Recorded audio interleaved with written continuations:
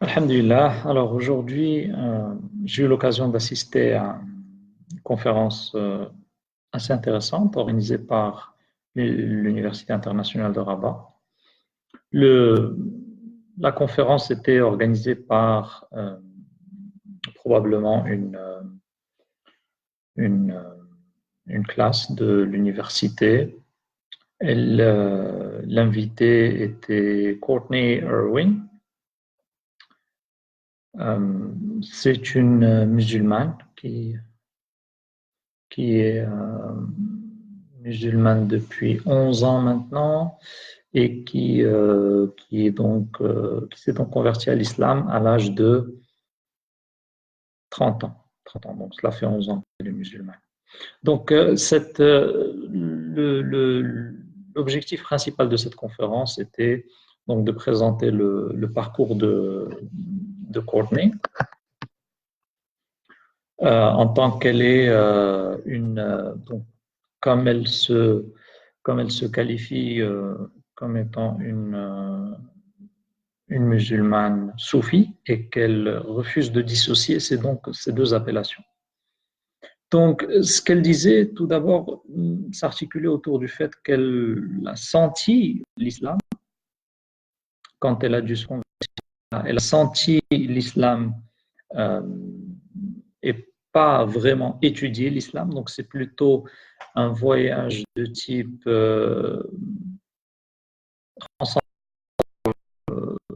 émotif qui a marqué donc son parcours et ce passage à la religion musulmane à l'aide d'un cheikh donc donc c'est un cheikh d'une confrérie soufie assez connue au Maroc, si ce n'est la première confrérie soufie donc, au Maroc. Donc, elle se demande qu'est-ce qui caractérise la femme musulmane. Elle a essayé de nous présenter, grosso modo, son voyage spirituel en tant qu'américaine, vu que c'est une américaine blonde aux yeux bleus qui s'est donc convertie à l'islam il y a de cela 11 ans. Donc, elle se dit de musulmane soufie. Et elle a essayé de parler un petit peu de la difficulté d'être musulmane américaine, la difficulté de parler de l'islam aux États-Unis, vu que quand elle dit je me suis converti à l'islam, c'est directement tu t'es converti à la misogynie, tu t'es converti à la violence, tu t'es converti à la terreur, et donc c'est très très difficile, selon ses dires, donc, de parler d'islam aux États-Unis, vu il y a des idées préconçues, il y a beaucoup de clichés sur l'islam aux États-Unis.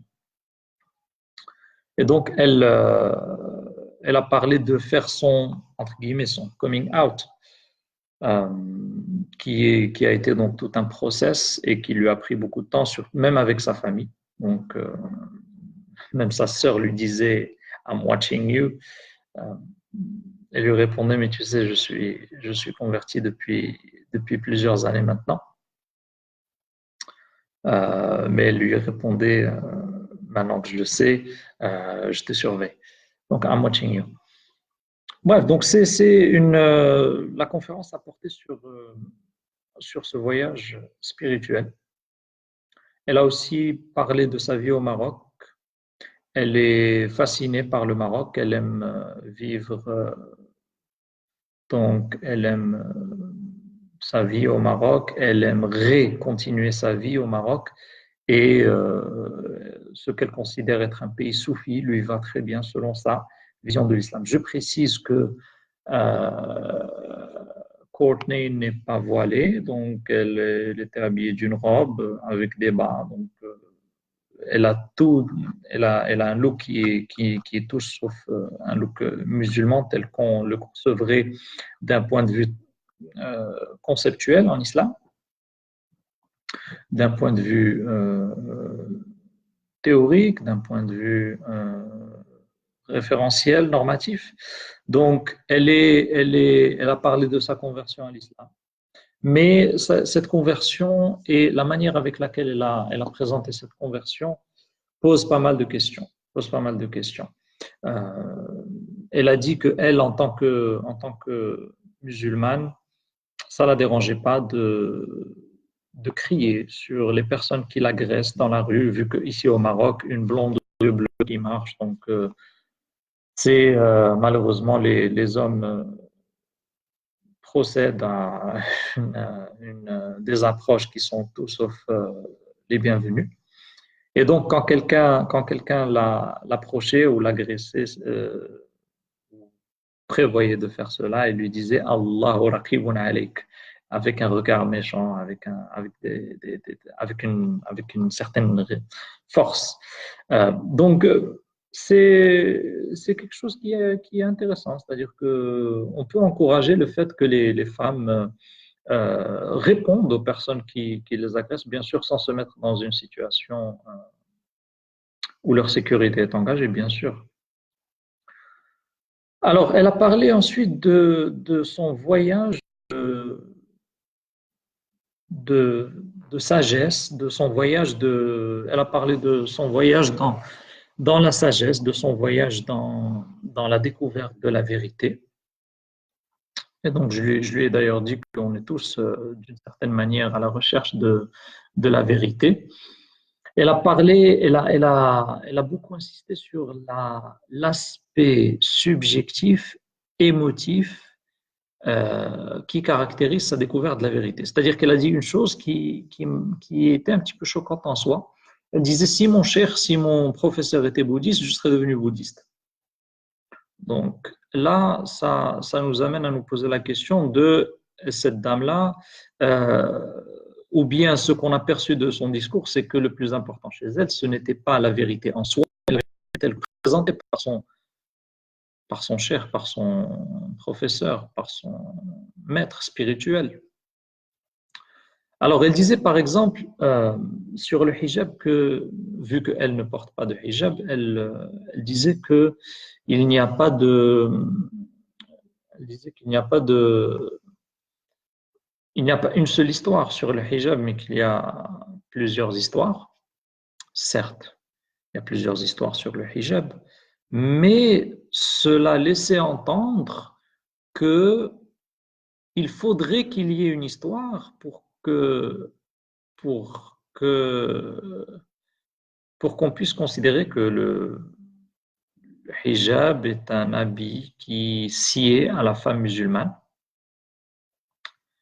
Et donc ça, en soi, c'est quelque chose qui est discutable. C'est quelque chose sur lequel on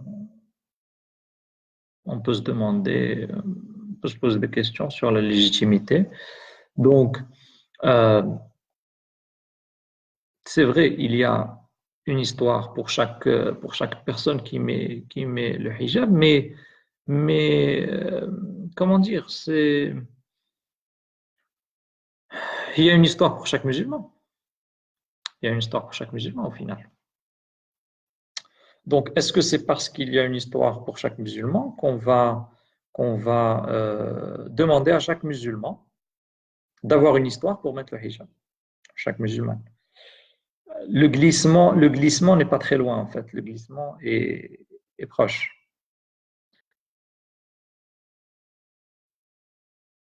D'ailleurs, quand elle parle de ce glissement ou cette histoire qui l'a conduit, enfin qui peut conduire ses amis qu'elle connaît qui portent le hijab au hijab, il faut se rappeler qu'en fait les moments de glissement sont des moments où l'état d'esprit est assez faible,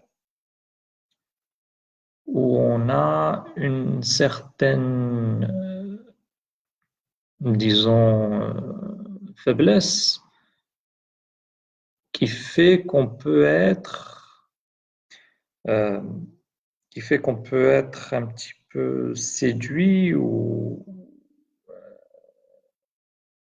orienté par tout,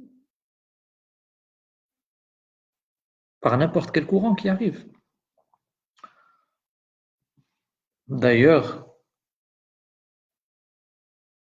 elle a, il a également parlé de la notion de pluralisme, comme quoi elle croyait en le pluralisme.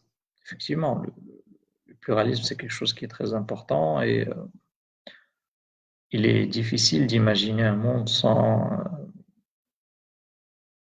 pluralité. La vie serait monotone, la vie serait monochrome. D'ailleurs, est-ce qu'on peut ne pas croire en la pluralité alors que Allah subhanahu wa ta'ala nous dit dans le Coran جعلناكم شعوبا وقبائل لتعارفوا إن أكرمكم عند الله أتقاكم. Donc l'un des objectifs de cette vie sur Terre est la découverte d'autrui, la découverte de soi. Mais la question, c'est que quand elle a parlé de pluralisme, encore une fois, on pouvait comprendre qu'il y a une pluralité de réalités. Cette question est une question fondamentale. Est-ce que les réalités sont plurielles ou singulières? D'ailleurs, je lui avais signalé que l'imam Malik, ayant été interpellé sur cette question, a répondu à la personne qui lui a posé la question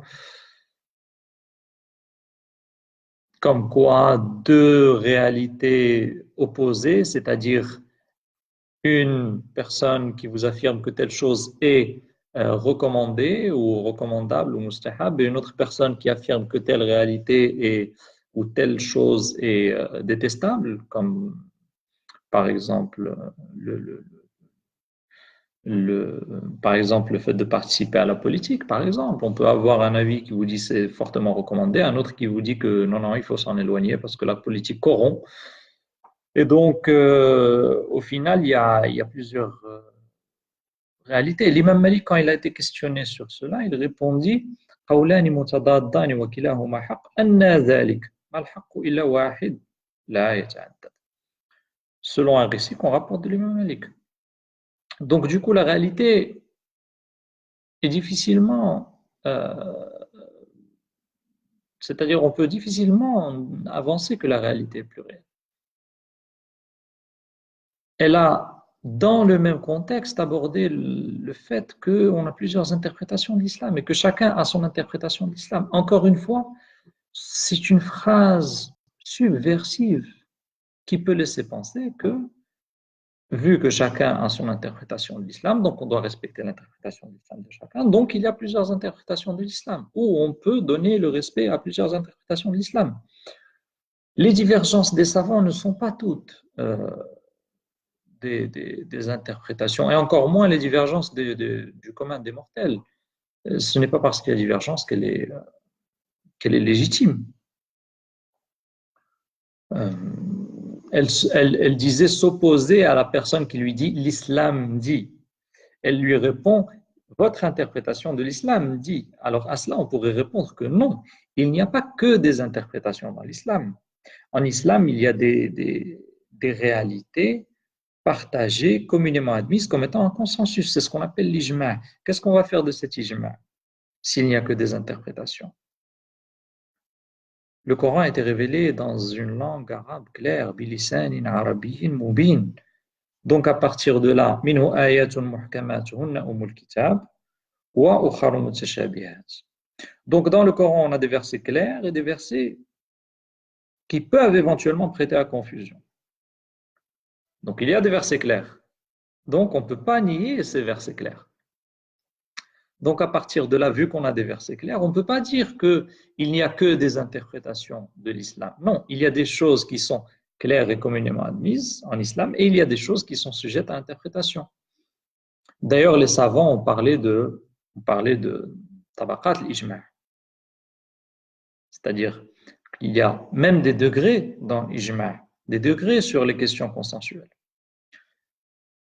Donc c'est là où elle peut laisser penser à son auditoire qu'il n'y a pas vraiment de réalité objective et qu'il n'y a que des réalités subjectives. Donc sur cela, il faut être clair. La légitimité en islam vient des écritures, vient du Coran et de la Sunna authentique. Il y a une réalité objective, le fiqh est une science sociale dans laquelle il y a un effort d'ijtihad, mais qui relève d'un domaine d'expertise. C'est-à-dire qu'on a des experts à qui il faut se référer en cas de doute, et pas que chacun puisse avoir sa propre interprétation de l'islam. Sinon, on aurait autant d'islam que d'individus, et ça n'a pas de sens.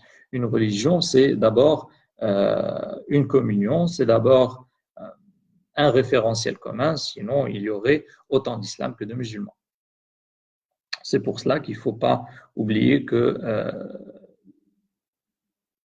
le haqq, c'est ومن يشاقق الرسول من بعد ما تبين له الهدى ويتبع غير سبيل المؤمنين نوله ما تولى ونصله جهنم وساءت مصيرا. Donc il y a سبيل المؤمنين qu'il faut suivre. Donc on doit voir ce que les croyants, le consensus des croyants dit, et on doit le suivre. D'ailleurs, quand elle parle de soufisme, il faut garder en tête que le soufisme, dans ses aspects positifs, nous aide à combattre notre ego, notre moi. Donc le fait de vouloir tirer son interprétation de l'islam, son interprétation de la réalité de l'islam, de son expérience personnelle, ça nous place dans une subjectivité incroyable.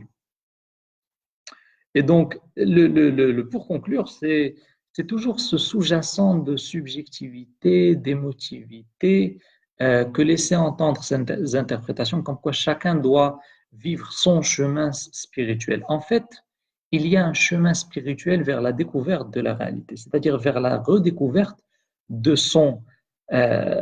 la réalité de l'islam. Mais à partir du moment où on est convaincu de la réalité de l'islam, l'islam implique le fait d'adhérer à cette réalité. Donc, وما كان لمؤمن ولا مؤمنة إذا قضى الله ورسوله أمرا أن يكون لهم الخيار من أمرهم. C'est-à-dire que à partir du moment où on est conscient de la réalité de l'islam, l'islam, c'est suivre les commandements du Coran. Par contre, avant d'arriver à la conclusion que l'islam est une réalité, c'est-à-dire le chemin spirituel vers la découverte la prise de conscience du divin, ça c'est un chemin spirituel qui effectivement peut être propre à tout un chacun. Mais l'islam, contrairement à ce qui peut transparaître de son discours, n'est pas dans toute sa déclinaison un cheminement spirituel personnel et une découverte perpétuelle. Non, la découverte perpétuelle va de la situation de la personne à l'atteinte du moment où il prend conscience que l'islam est la vraie religion, la religion révélée, par définition et par essence. À partir de ce moment où on prend conscience, on passe dans une dimension où on se soumet à la volonté divine, aux injonctions divines, à la volonté du prophète sallallahu alayhi wa sallam, qui transparaissent par les versets et les hadiths authentiques. Subhanakallahumma wa bihamdik, ashhadu an la ilaha illa anta, astaghfiruka.